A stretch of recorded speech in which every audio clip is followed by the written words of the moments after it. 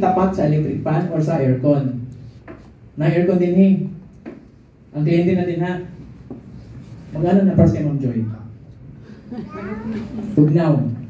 Diba? Pati nga lang ang gusto din service, pag inuna na ang kliyente, dili open ang iyang mind. That's true. Pag may anak, ang tawag is course man, how do you call this sa inyo?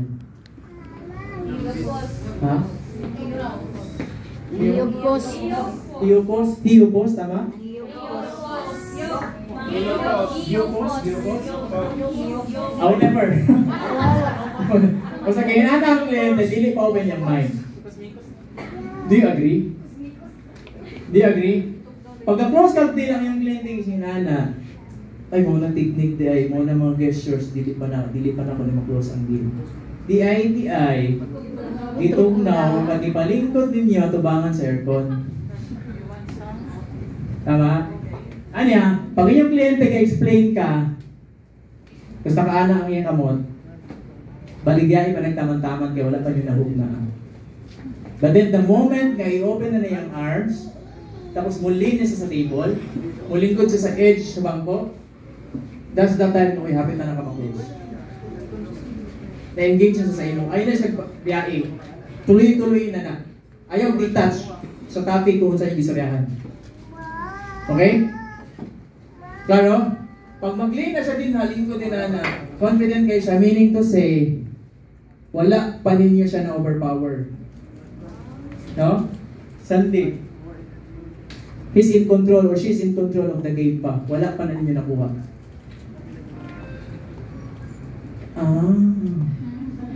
Mahuday, sir. Mahuday, sir. Sige na tagtamo-tamo sa ako. Sige, agree. Walang anak ko na close ang deal. You recall kung sa yung position in closing the deal.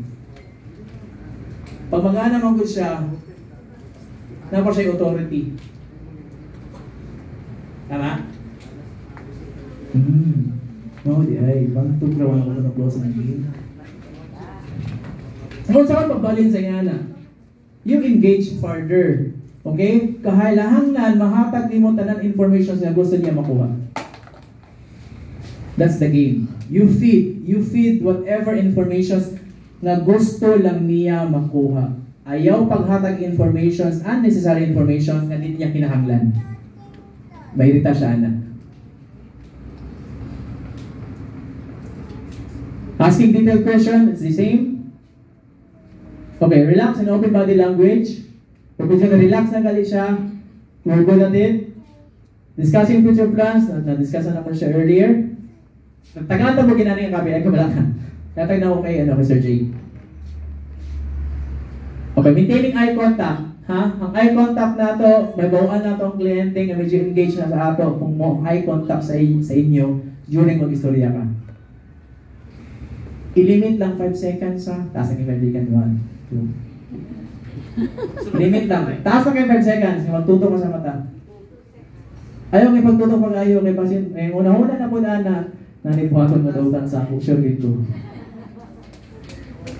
Okay? Eye contact. Kung istorya ka kay ano, makita sa mata ang kamatuuran.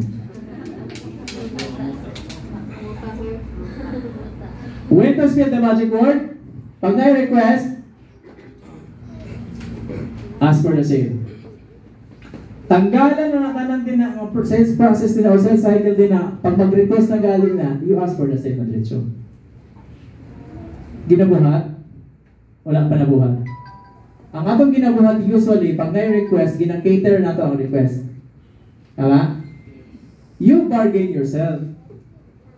I-bargain na nato. Ma'am, sige ma'am, ato nang i-provide ng request, pero approval pa niyo. Pero in the event pa ma'am, ma-approve ni. Close na ta? Are we doing that? Wala, no? Atong buhaton, ma'am, ha? Pila na kliyente ang nag-request sa inyo? Daga na kayo, ma'am? Pila may hap? Tapos wala na ito i-apply ng ginanan. Si Ma'am Ruby, gano'n una. Pila na ba ito, no? Sobra 11, ma'am. Okay. When the presentation is done, Halimbawa, nag-present na ka sa project nimo, humana, you seal the deal. Those are the right timing na i-close nimo ang deal or i-ask nimo ang sale. Na-present na ako ang project mo. So, are we good? There are terms na pwede na ito gamiton, ha? Nga dili ka nabitang medyo awkward. Sir, i-reserve na rin na ito. Pwede ba reserve the word, pero kailangan na timing. Okay? After you present the deal, nakita niyo mo dito, mawala na siya naging ganana, nag-relax na siya, nag-deal na siya tanang with all the gestures na itong i-discuss ganina, you ask for the sale. Tama? Ayaw pag-ask ang sale nga, nag-ahanap pa siya, ha? Ay, nakita na ako yan kasi ginamirror niya ako ginabuhat, nagtango ko siya, ma'am, i-close na ito atong sale, anak na rin so.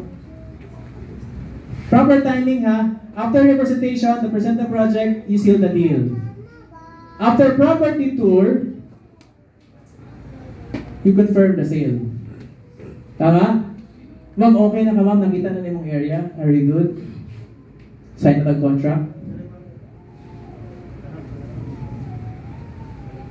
Ayaw siya tagaig time na magbato pa sa inyong objections. Property tour, after property tour, handling objections, right? Tama ba? Sa sales cycle, ha? Property tour, handling objections sa dayan, di ba? Ayaw na siya tagaig time na makahatag mo sa objections sa inyo. Or kung naaman, at least naunhan na nimo. Ma'am, nakita na nimo tanong property, I think we're good na. Sign na tawag contract. So those are the lines na pwede na ito gamiton. Alternatively, dito sa word na, i-reserve na ba ni nato? O reserve na ni Carol? Nako ha?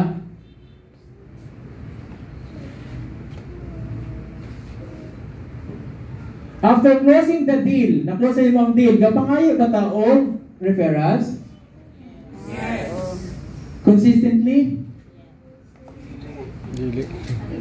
Dili. Masaya makalimot, na-excite, na-close ang deal, na-excite na, okay na, bahala na. You still have time. After na-close ang deal, you ask for the referrals, and then i-congratulate ninyo yung kliyente.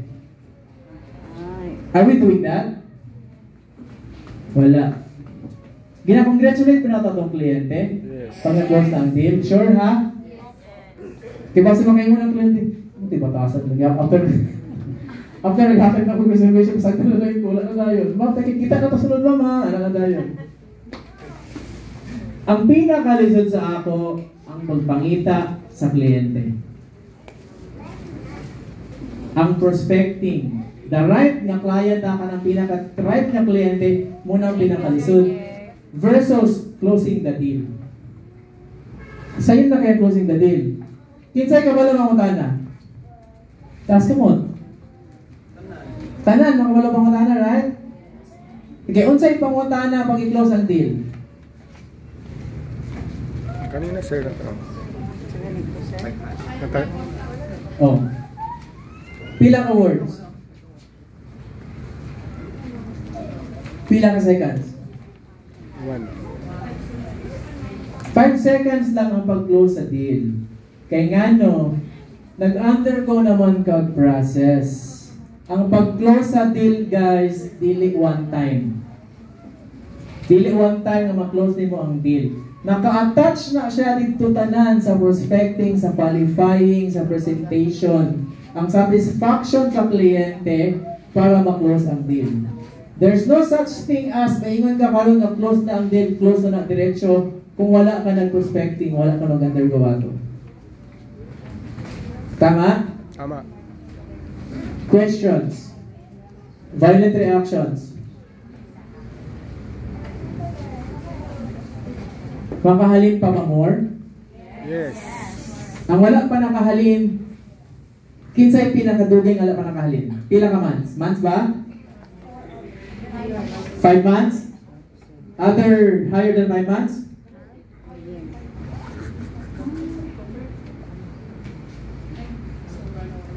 So kung lang 1 year ma'am, wala pa yung halin. But you're not giving up. That's a good indication, ha? Sila yung Forest Lake. O, yan ko na ka. Forest Lake. Tara, real estate ma'am. Buhay o patay? In regards to sa manager sa Forest Lake, we're friends. Ah, Ha? Oh, exactly. Kaya nga, 5 months ang pinakadugay. 5 months ba? Full-time sa real estate, ma'am? Full-time? What is full-time sa iyo sa real estate? Maraming ginabuhay, ginapin. Dahil mga time nga doon na sa closing, dagan kayo. Kung sa'yo ko lang, ma'am.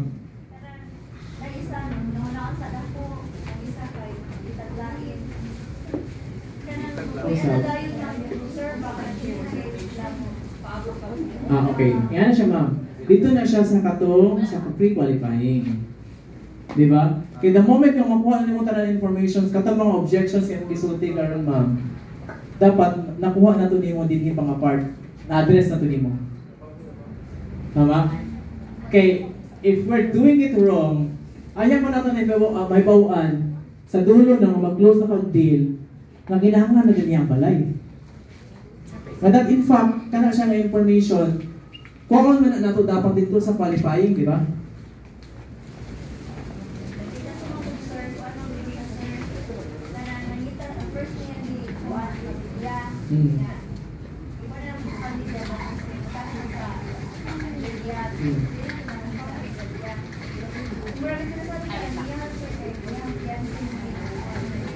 Okay.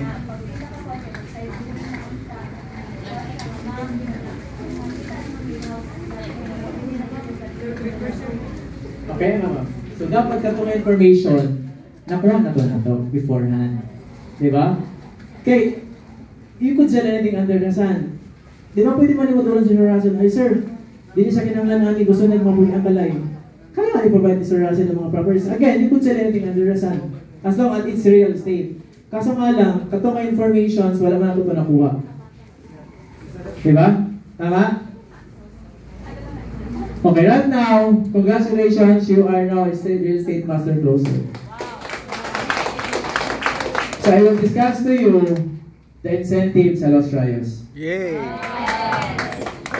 Go to.